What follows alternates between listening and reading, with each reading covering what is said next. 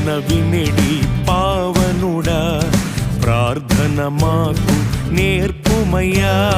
ప్రార్థన వినిడి పావనుడా, ప్రార్థన మాకు నేర్పుమయా.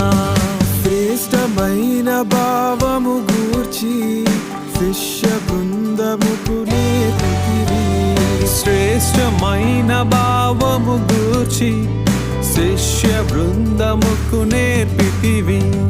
పరముడ నిన్ను ప్రణుతించెద ప్రియముగా, పరలోక ప్రార్థన నేర్పుమయ్యా.